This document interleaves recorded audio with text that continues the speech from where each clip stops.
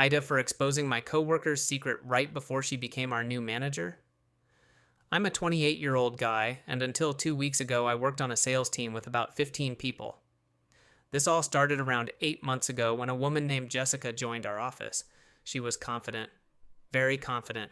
She always talked about how she had worked at top companies before joining us, how she knew exactly how to increase sales, and how everyone would eventually realize she was management material. At first, nobody really minded. Confidence isn't a bad thing. But after a few weeks, people started noticing something strange. Whenever a project went well, Jessica somehow received all the credit. Whenever something went wrong, someone else always ended up taking the blame. At first, I assumed it was just office politics. Then it happened to me. One Friday, I spent almost my entire day preparing a presentation for an important client. Jessica wasn't even involved. She had spent most of the afternoon chatting with another department. Monday morning, our boss congratulated Jessica for the incredible work she put into the presentation.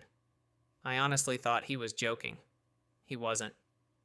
Jessica smiled, looked directly at me, and simply said, "Thanks. I stayed late making sure everything was perfect." She hadn't. I had security badge logs showing I left the office almost 2 hours after she did. I wanted to say something, but I didn't, mostly because I thought, eventually people will figure out who she really is. I was wrong. Over the next several months, she kept climbing.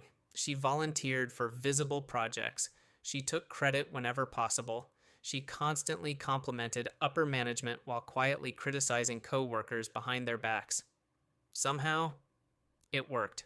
People higher up absolutely loved her.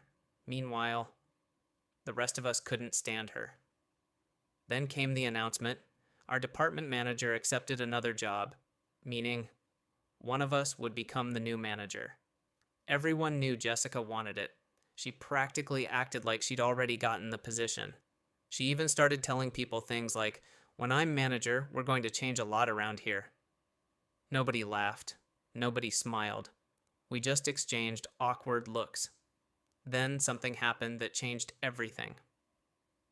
One afternoon, I stayed late finishing paperwork. As I walked past one of the conference rooms, I heard voices. Jessica was inside. She wasn't alone. She was talking to someone on speakerphone.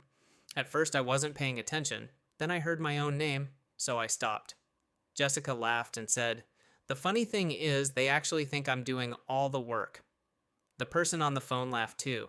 Jessica continued, "I barely touch half these projects. I just make sure my name ends up on the emails." My stomach dropped.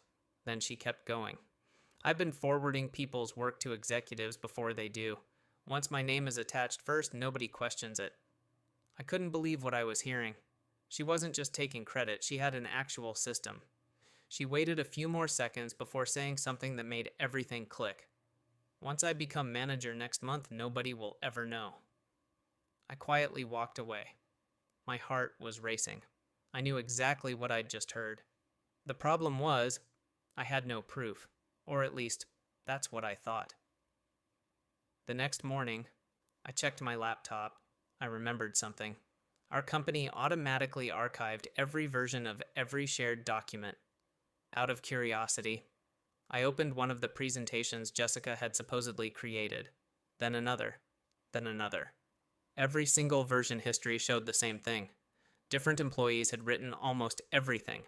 Jessica's only edits were adding her own name, changing formatting, or forwarding the file afterward. It wasn't technically illegal, but it painted a very clear picture.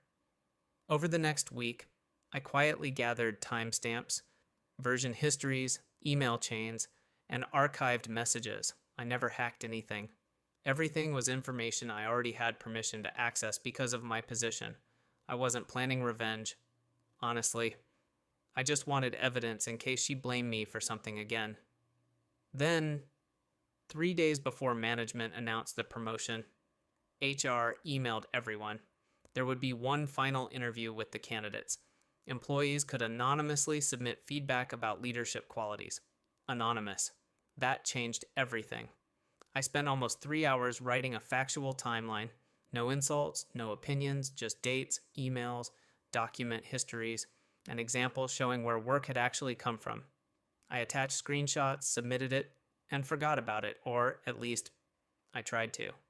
The following Monday, everyone expected Jessica to walk out of the conference room with a promotion. Instead, she walked out crying. Nobody knew why.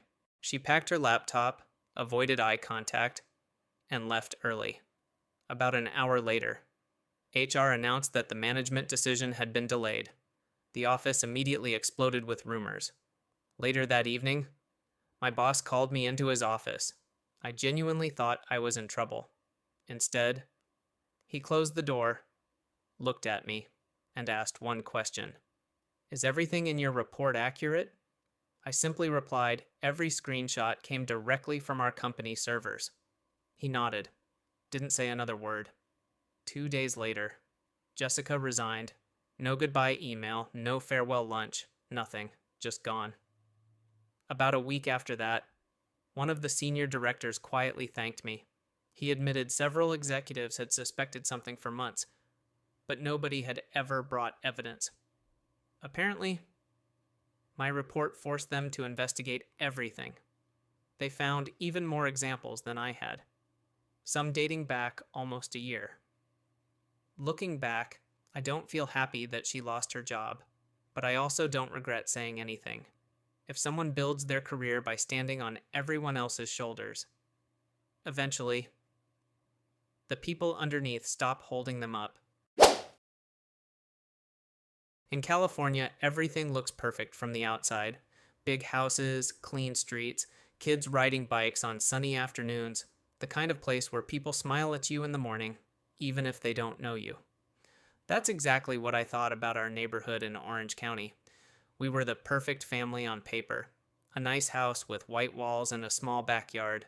2 kids, a dog, weekend barbecues, and me and her, married for almost 9 years. People used to say we were lucky. I started believing it too, until small things started changing. At first, it was just her phone always upside down on the table. Then late night work calls she took outside. Then the silence between us started getting louder than any argument, but I ignored it, because that's what you do when you don't want your life to fall apart. The first real crack came on a Tuesday. Our daughter had a school event. I came home early to surprise them both. The house was quiet. Too quiet. I walked inside and heard laughter from the bedroom, not the kids. Her, and a voice I didn't recognize. I stopped in the hallway. For a moment, I told myself it was nothing. Maybe a friend, maybe a coworker. But then I heard my name. Not the way strangers say it. The way someone says it when they've heard it in private conversations. My hand went cold. I didn't go in immediately. I stood there, listening. And in that moment, something inside me already knew. My life was not what I thought it was. When I finally opened the door, she wasn't alone. A man I had never seen before was sitting on the edge of our bed.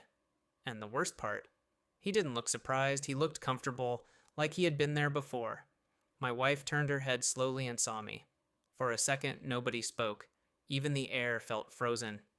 Then she said something I will never forget. Not an apology, not an explanation.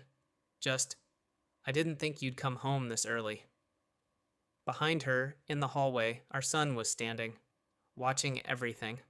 I didn't even notice when he walked in. He just stood there quietly, holding his school backpack, confused, too young to understand, but old enough to feel something breaking. That was the moment I realized the worst part wasn't the betrayal. It was that this wasn't just happening to me anymore. It was happening to him too.